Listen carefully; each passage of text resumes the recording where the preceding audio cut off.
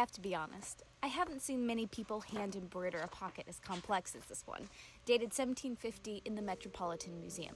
So naturally, being a Slytherin, I had to pick this one with no feasible explanation or reason why other than thinking it ornate, colorful, and very unique.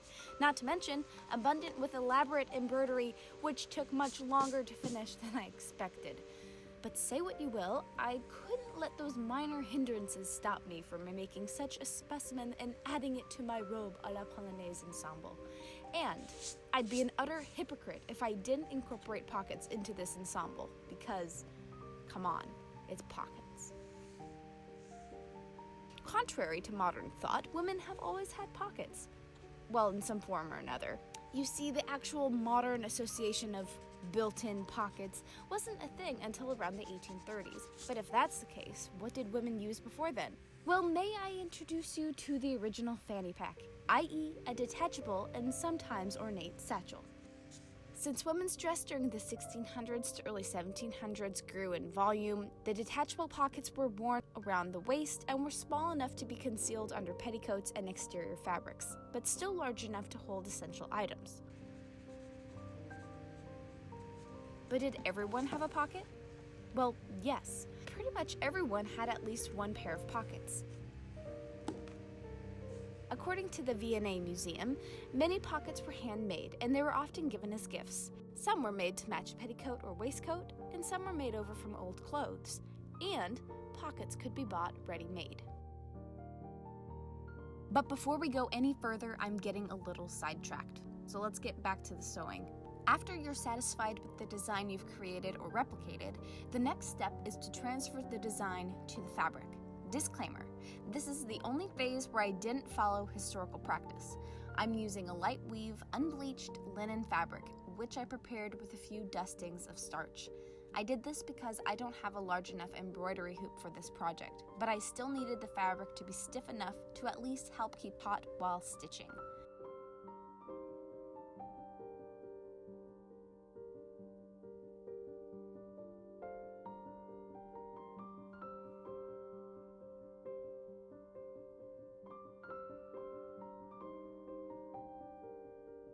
During my research, I discovered that there were only 2 individuals who could be assigned the job of drawing out the elaborate design for a client during the 18th century.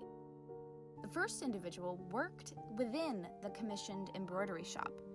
Only the headmaster embroiderer could undertake the pattern drawing process, not the pattern tracing process. The second individual worked as a pattern drawer in an off-site pattern printing shop, and then the final design would be delivered to the embroidery shop. In Gail Marsh's 18th Century Techniques book, she quotes an excerpt from a London newspaper print from 1747 advertising the need for pattern drawers. They draw patterns on paper, which they sell to workmen, embroiderers, and lacewomen, and have pretty consistent business all the year. But whoever was commissioned to create the initial design, getting the design onto the fabric was a much more involved process. The design would be transferred multiple times to gradually more transparent paper. The lines of the design were pricked with an awl or another sharp item, then dabbed with a pouncing bag, which emitted crushed chalk, cinnamon, or charcoal, and left the design on the fabric. But this could just easily wipe away, so the next step was to ink the design to the fabric using a fine paintbrush with blue or white ink. Then the embroidery can begin.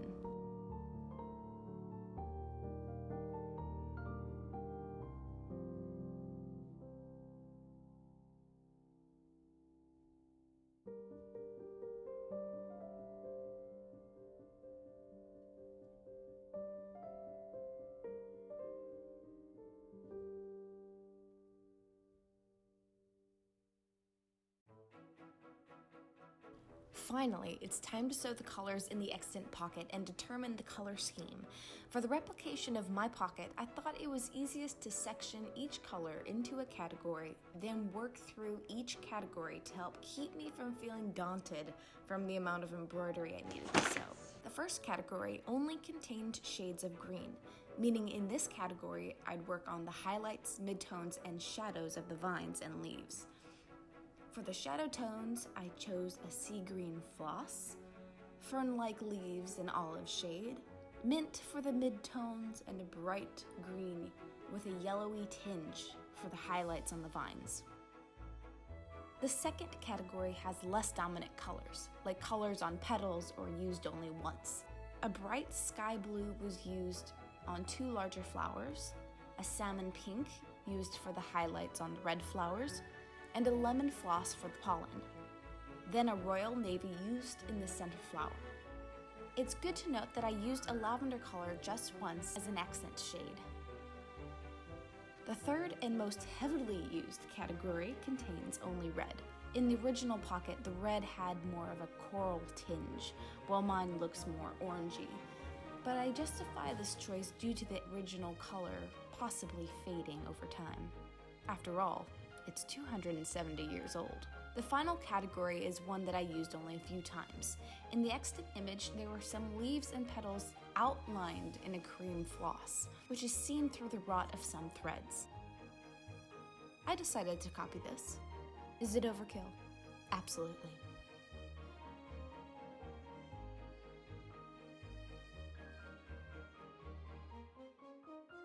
Now that everything has been categorized and planned out, I need to figure out what techniques were used in the extant pocket. One thing which was appealing to me was the gorgeous texture from the different variants of the stitches. Fortunately, after years of doing embroidery for fun and being taught formal techniques when I was young, I wasn't as intimidated as I initially thought I would be. In the Met pocket, there were 5 primary stitches which were used. The first was the stem stitch, which made up the small curving vines and outlines of some of the petals. The second, a long and short stitch, filling in the body of petals and leaves. The third, chain stitch, making up the textured vines. Fourth, French knots, which were the small red accent buds. And of course, the occasional backstitch. The more complicated stitch that I taught myself was the chain stitch. This is a very pretty technique, but is a little difficult to maneuver at first, meaning it's very fickle as the knot can move depending on which direction you pull the needle through the loop. To make the chain stitch, you come up through the fabric, go back down next to the first hole, and push the needle through the fabric inside the threaded loop. Then you pull it tight. This makes a daisy chain effect. Another thing worth noting, though the original pocket didn't have highlights and shadows on the vines, I thought that incorporating additional colors would be a nice way to make the vines pop and look more dimensional, and make it more unique and original to me, instead of copying everything from the extant pocket. But though we realize it or not, us 21st centuryers are actually very familiar with references to 18th century pockets that still float around us to this day. Does the lyric "pocket full of posies" from the nursery rhyme "Ring Round Rosies" ring a bell?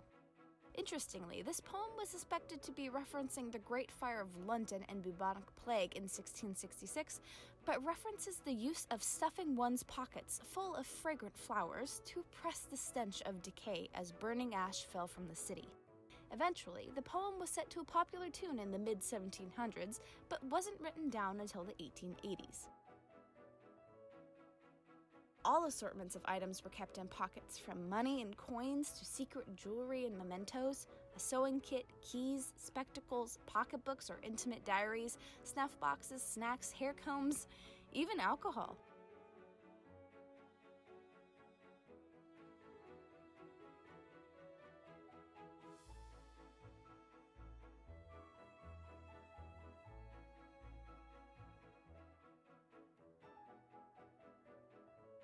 Another phrase to attribute to 18th century pockets was the phrase we are still familiar with, pickpockets. Generally speaking, most people would stash valuable items into their pockets, as it was worn closest to the body and was potentially the safest place to hide personal treasures or daily necessities. There was even a law that was carried over from England to the new colonies, which condemned a pickpocket to the hangman's noose for stealing pockets which contained personal and at most private property. One crime occurred in London in November of 1716, where a man stole a woman's linen pocket containing a handkerchief, a pair of white gloves, scissors, and 3 keys, while she was wearing it and walking down a public street. In 1773, another victim of crime was sleeping in her bed with her pillow over her pockets when it was literally stolen right from under her head.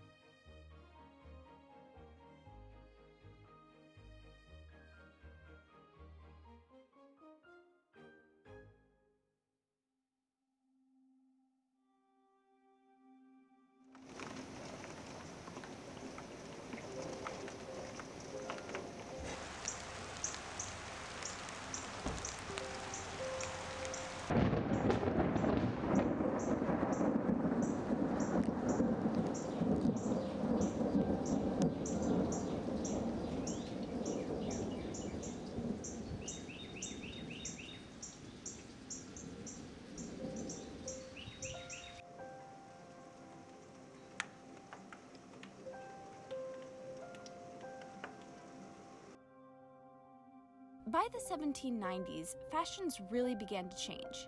Casting aside the wide hoops and multiple petticoats, the fashions began to favor the natural form, leading into the Regency period, where pockets were nearly cast aside.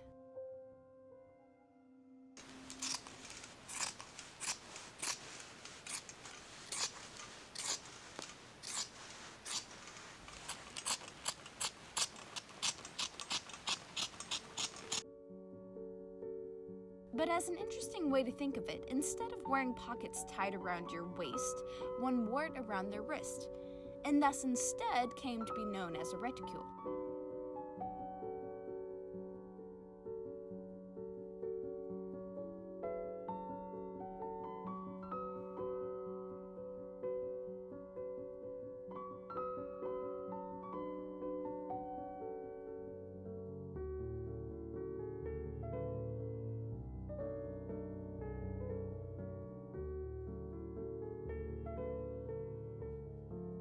After many hours, I finally finished the embroidery.